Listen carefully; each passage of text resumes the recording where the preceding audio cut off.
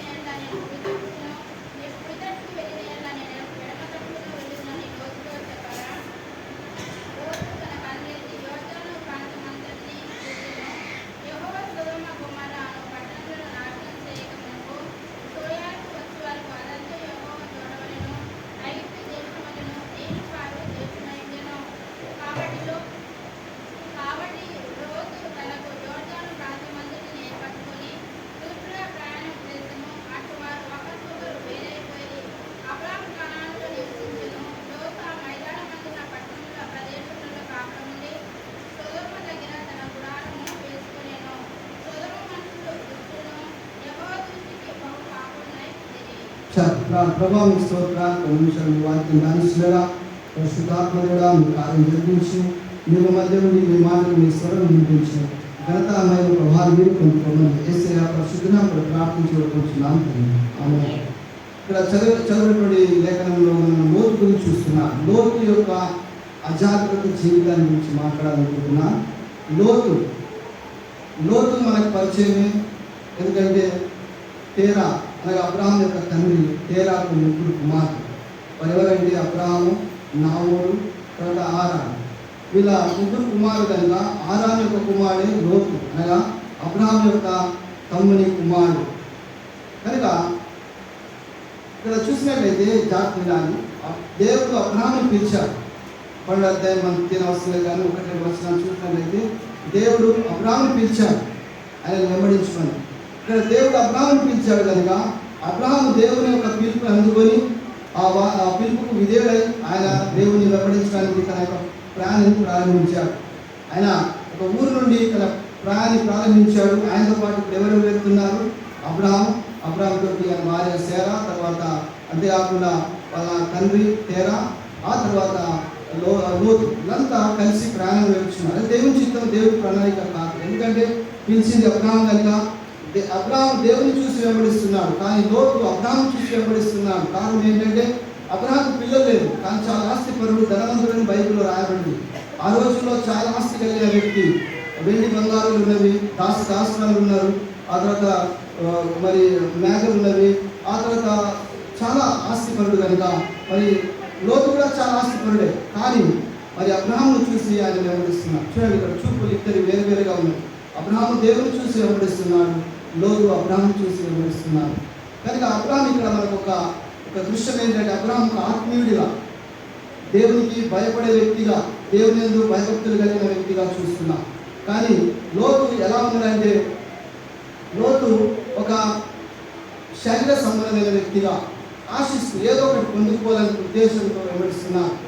అయితే లోతు యొక్క తల్లిదండ్రులు చనిపోయారు కనుక మరి అబ్రహాం చేరతీసి మరి వారు ఆయనను చేరతీశారు కనుక అంతా ప్రయాణం బాగా జరుగుతుందని ఇక్కడ గమనించినట్లయితే లోతుని చూసినట్లయితే అక్కడ ఏం జరిగిందంటే వారికి చాలా మందులు అనగా గొర్రెలు మేకలు మందులు కలిగినవి కనుక వారు వెళ్ళినటువంటి ఆ ప్రాంతం అనగా ఇక్కడ వారు వచ్చింది ఎక్కడికంటే ఆరానటువంటి ప్రాంతానికి వచ్చారు. అక్కడ 5 సంవత్సరాలు జీవించారు. అప్పుడు వాళ్ళ తండ్రి చనిపోయాడు, తేర చనిపోయిన తర్వాత అబ్రహాం మళ్ళీ ప్రయాణం ప్రారంభించాడు. కానీ అక్కడ నుండి బయలుదేరి దేవుడు ఏదైతే వాగ్దానం చేశారో అక్కడికి వెళ్తా ఉన్నారు. కానీ దేవుని చిత్తం ఏంటంటే అబ్రహాం పిలిచాడు కనుక అబ్రహాంతో పాటు లోతు కూడా వెళ్తా ఉన్నారు. జరిగిన విషయం ఏంటంటే అబ్రహాం దేవుని నిరీక్షణ కలిగి దేవుని పిలుపుని అందుకొని ఆయన ఎంతో విధేయతతో వెళ్తా ఉన్నారు. ఇక్కడ లోతు యొక్క జీవితంలో అశ్రద్ధ అజాగ్రత్త చూస్తున్నారు. ఎందుకంటే లోతు యొక్క అజాగ్రత్త జీవితమే ఆయన వెనుకబాటుతనం యొక్క మూర్ఖపు మార్గాన్ని గుర్తు చేస్తుంది. లోతు యొక్క జీవితంలో ఇక్కడ అశ్రద్ధ అజాగ్రత్త చూస్తున్నాం. లోతు అనగా పేరుకు అర్థం ఏంటంటే ముసుగు అనమాట, కవర్, ముసుగు. కనుక ఆయన జీవితము మరి ఆయన పేరు తగినట్టుగా ఉంది. ఎందుకంటే ఏది కూడా ట్రాన్స్పరెన్స్గా లేదు, అనగా తేటగా లేదు. కొద్దిమంది జీవితాలు ఎలా ఉంటుందంటే వారు ఒక క్లారిటీ ఉండదు, ఒక జీవితాలు ఒక క్లారిటీ అంత డౌట్ఫుల్గా చేస్తూ ఉంటారు, అనుమానాస్పదంగా.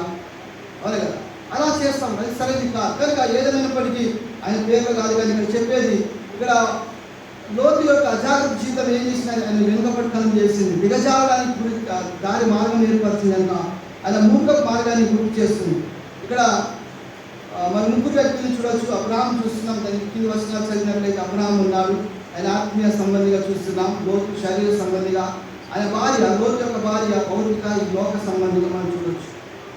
కనుక ఈ అధ్యాయంలో మనం లోతు అనే వ్యక్తి గురించి అధ్యయనం చేసినట్లయితే ఆ వ్యక్తి జీవితంలో విషాదం జరిగింది. విషాదము మరి అంతేకాకుండా వేదనతో కూడింది. ఎందుకంటే ఇక్కడ ఆయన ఒక గొప్ప ప్రమాదం గురించి మనకు ఈ యొక్క అధ్యాయం హెచ్చరిస్తుంది. కనుక లోతు తన పినతండ్రి అబ్రహాముతో నడిచాడు. కనుక అబ్రహాము ప్రభుత్వం నడిచింది కనుక దేవుని మనిషిగా మారడానికి గొప్ప అవకాశం లభించింది. ఎవరికి? లోతుకు. ఎంతవరకు అయితే అబ్రహాంతో లోతు అబ్రహాంతో నడిచాడు, అంతవరకు ఆత్మీయంగానే నడుచుకున్నాడు. కానీ ఎప్పుడైతే అబ్రహాం నుండి లోతు వేరైపోయాడో మరి ఆయన పతనం అనేది. కనుక మనకు ఆత్మీయులు అవసరం. మన జీవితంలో గాడ్ ఫాదర్స్ అవసరం, మన కొరకు ప్రార్థించేవారు అవసరము, మనకు ఆత్మీయులు, మనకు సలహా ఇచ్చేవారు అవసరము, ఆత్మీయ సలహాలు చెప్పేవారు అవసరము. నాకు అన్ని తెలుసు, నాకు ఎవరితో సంబంధం లేదు అని అంటే మనల్ని పతనం చేసుకుంటాం. మన జీవితాలు సొంత చేతులతో పాడు చేసుకుంటాం. మన జీవితంలో ప్రజలు అవసరం, ప్రార్థించేవారు అవసరం. కనుక అబ్రహాము ఆత్మీయుడిగా ఉంటూ లోతుకు ఎన్నో సలహాలు ఇస్తూ మరి ఎంతవరకు అయితే అబ్రహాము లోతుతో ఉన్నాడు, లోతు అబ్రహాంతో ఉన్నాడు, అంతవరకు మరంతా సవ్యంగా క్రమంగా జరిగింది. ఎప్పుడైతే మరి లోతు అబ్రహాంతో వేరైపోయాడో అప్పుడు సమస్యలు ప్రారంభమయ్యాయి. కనుక అబ్రహాం అన్నాడు, మనం బంధువులం కనుక మరి మనకి ఇలా గొడవపడడం సరిగా లేదు కనుక ఏం చేద్దామంటే మనం వేరైపోతాం. నువ్వు ఒకవేళ ఈ పక్క వెళ్తే, కుడి పక్కన వెళ్తే నేను ఎడమ పక్కన వెళ్తాను, ఒకవేళ నువ్వు ఎడమ పక్కన వెళ్తే నేను కుడి పక్కన వెళ్తాను. కనుక ఆయనకు ముందు చాయిస్ ఇచ్చారు, అవకాశం ఇచ్చారు. లోతు చూశాడు, ప్రాంతాన్ని చూశాడు. ఎంతో సస్యశ్యామలంగా ఉంది, ఎంతో పచ్చంగా ఉంది, ఆకర్షణీయంగా ఉంది, ఎంతో ఆకట్టుకునే ప్రాంతం చూశాడు. అక్కడ మరి నీళ్లు పారుతా ఉన్నవి, అది చూశాడు, దాన్ని ఇష్టపడ్డాడు. అదే సోదోమ. పైకి అందంగా ఉంది, కానీ లోపల భయంకరమైన పాపాలు ఉన్నాయి. అలాగే పైకి అందంగానే ఉంది, ఆకర్షణీయంగా ఉంది, కానీ లోపల భయంకరమైన ఘోరమైన పాపాలతో ఉన్నటువంటి ఆ రెండు పట్టణాలు, అక్కడ చాలా భయంకరమైనటువంటి పాపాలు జరుగుతూ ఉన్నాయి పట్టణంలో. కానీ లోతు తెలియదు. కానీ ఆయన చూసింది కేవలం పై రూపాన్ని, ఆయన చూసింది కేవలం బయటిదే, కానీ లోపల విషయాలు ఆయన కోరుకొని అక్కడికే వెళ్ళాలి. కనుక చూడలేసి మనము కనుక అన్ని వచ్చినా తర్వాత చదవచ్చు. మనం కంటిన్యూ చేస్తాను. వచ్చేవారం ఆదికాండం 12వ అధ్యాయం 7-8 వచనాలు కూడా చదవచ్చు, అప్పుడు మనకు అర్థమవుతుంది. అదేవిధంగా 13వ అధ్యాయము 4వ వచనం, 18వ వచనము, అదేవిధంగా 22వ అధ్యాయం 9వ వచనం అన్ని చదివినట్లయితే మరి లోతు గురించి చక్కగా మనం అర్థం చేసుకోవాలి. కనుక మరి ఇక్కడ లోతు మోసపోయారు. చూసాం, లోతు యొక్క జీవితంలో బలిపీఠము దేవుడు. అబ్రహాముతో ఉన్నప్పుడు అబ్రహాము బలిపీఠం కలిగి ఉన్నాడు, తన జీవితంలో దేవునికి బలులు అర్పిస్తున్నాడు. లోతు అన్ని గమనిస్తున్నాడు. కనుక ఇప్పుడు లోతు యొక్క జీవితం ఎలా ఉందంట?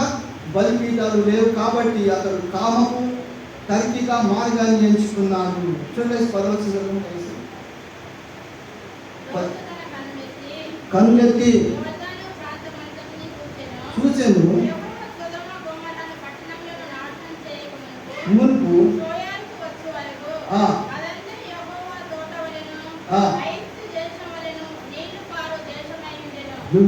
దాని దేవుడు తీర్పు తీర్చకుందని పరిస్థితి ఎలా ఉందో చూడండి.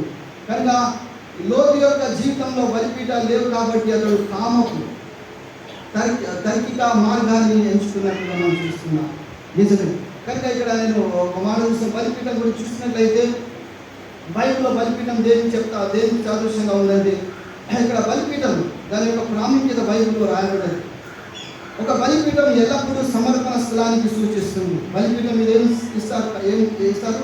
దేవునికి సమర్పిస్తారు.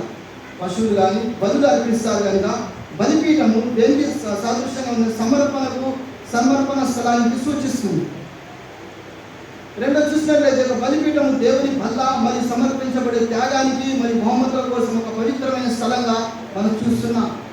అది పవిత్రమైన స్థలము, అది సమర్పణ స్థలము. అంతేగా చూసినట్లయితే బలిపీఠము దేవుని మరియు మానవుల మధ్య సంఘర్షణ ప్రతీకకు సూచిస్తుంది.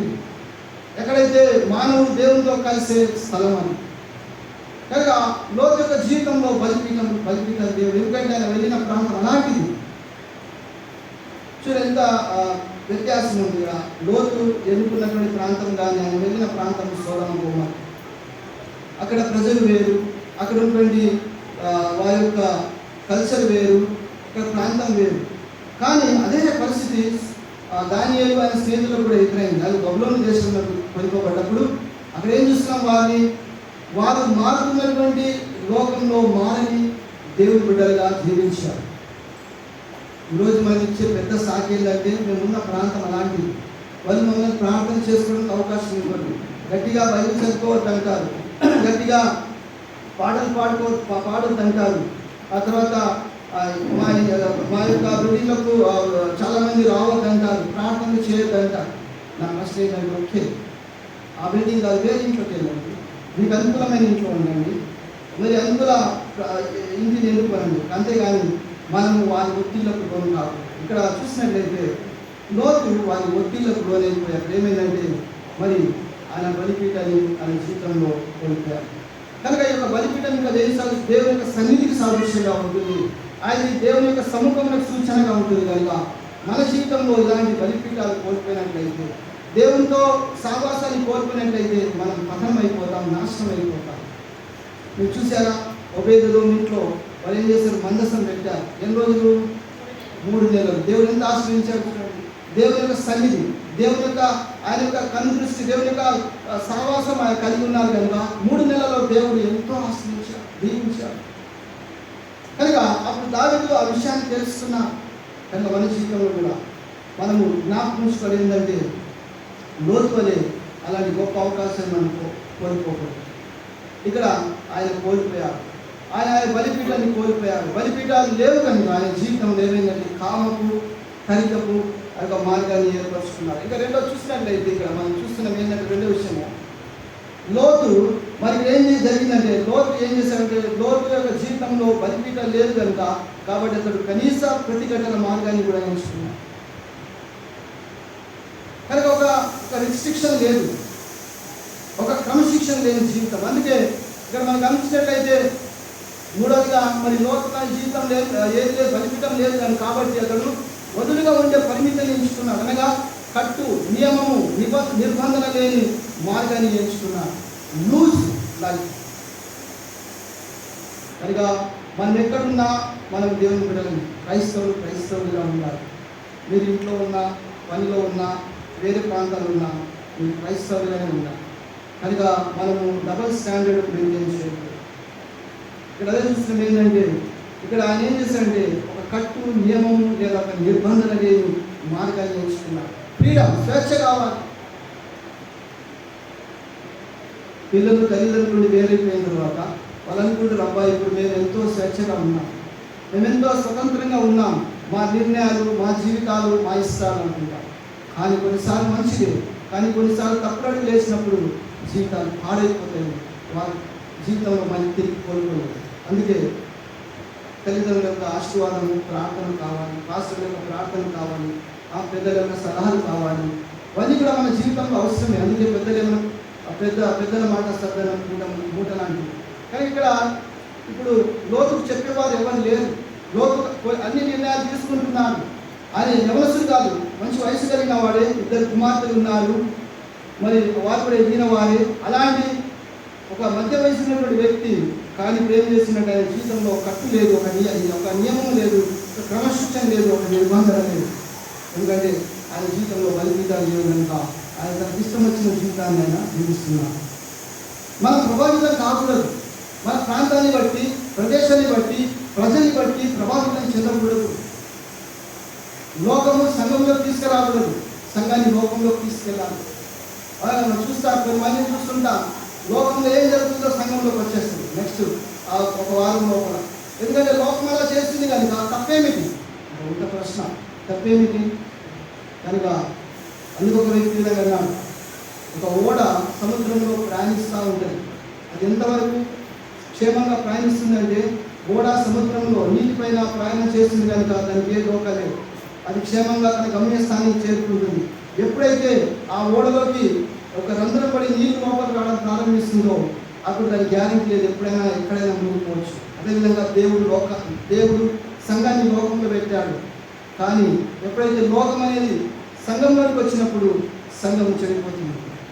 రాజకీయాలు, కుయుక్తులు, కుట్రాలు, పగలు, కక్షలు అనేవి వచ్చినప్పుడు సంఘం ఎప్పుడు కూడా ఎదురు, ఆత్మీయంగా అస్సలు ఎదురు, అది అదే స్థితిలో ఉంటుంది.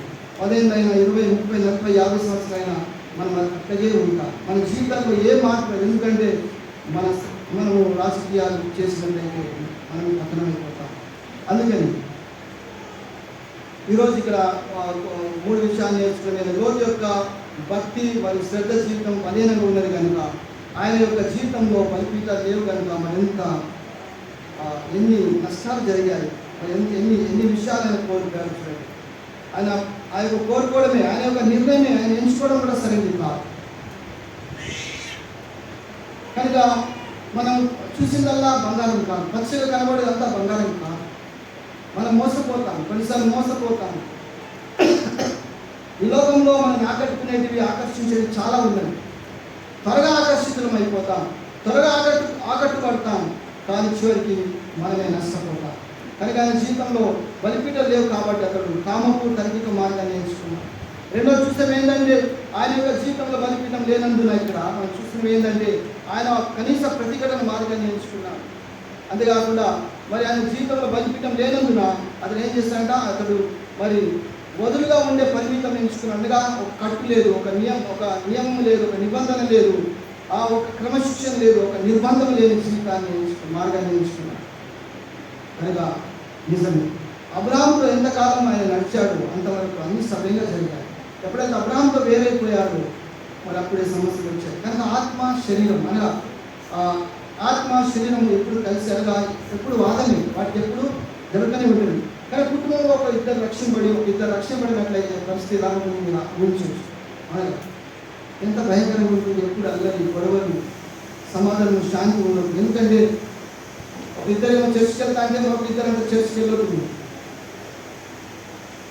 కనుక కుటుంబం అంతా రక్షింపడి ఆత్మీయంగా దేవుని ఎదుగుతుంటే సమస్యలు ఎక్కువగా ఉండవు. అంటే సగం రావడంలో కానీ, ప్రార్థించుకోవడం, బైబిల్ చదవడం.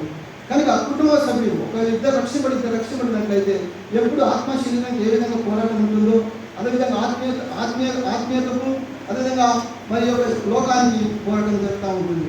కనుక నేను ఇక్కడ ముగిస్తున్నాను. కనుక దేవుని ఇష్టమైతే దీన్ని ఇంకా నేర్చుకుందాం. లోతు యొక్క కోరికలు, ఆయన యొక్క ఆశలు భౌతిక మరియు లోక సంబంధంగా ఎలా ఉన్నది, ఆ తర్వాత మరి లోతు ఏ విషయాలు నష్టపోయాడు, చివరికి ఏం జరిగింది, ఆయన కుటుంబంతో ఆయన ఏం జరిగింది దాని గురించి నేర్చుకున్నాం. అందుకని లోతు గురించి చూస్తున్నాం. కనుక మనం కూడా లోతు నుండి ఎన్నో హెచ్చరికలు మరి ఎన్నో విషయాలు నేర్చుకోవచ్చు. కానీ మన జీవితంలో దేవుని యొక్క సన్నిధి, ఆయన సావాసము, దేవుని యొక్క సంఘము అనేది బైబిల్ వాక్యము అన్నీ అవసరం, చాలా అవసరం. ఎప్పుడైతే మనం నిర్లక్ష్యం చేస్తామో అప్పుడు మనం పతనం అయిపోతాం. అందుకే దేవుడు అంటున్నాడు కదా, యోహాను సువార్త 15:5 వచ్చేమాటలు, నాకు వేరుగా ఉండి మీరేమీ. కానీ మానవుడు ప్రతిసారి దేవుడితో ఛాలెంజ్ చేస్తూ ఉన్నాడు. నేను నీకు వేరుగా ఉండి ఏదో సాధిస్తాను, నేను సంపాదిస్తాను, నేను ప్రూవ్ చేస్తాను. కానీ ప్రతిసారి ఓటమి పాలైపోతున్నాడు, ప్రతిసారి పతనమైపోతున్నాడు. కనుక దేవుడి మాట ఎప్పుడు కూడా నిరంతరం కాదు. మనుషుల మాటలు వేస్ట్ కావచ్చు, కానీ దేవుని మాట సదాకాలం నిలిచి ఉంటుంది. ఏమరాబడి దగ్గర భూమి ఆకాశము గతించలేము కానీ నా మాటలు ఎప్పుడునూ రచించవు. దేవుడు ఒకసారి చెప్పాడా అది ఖచ్చితంగా జరుగుతుంది.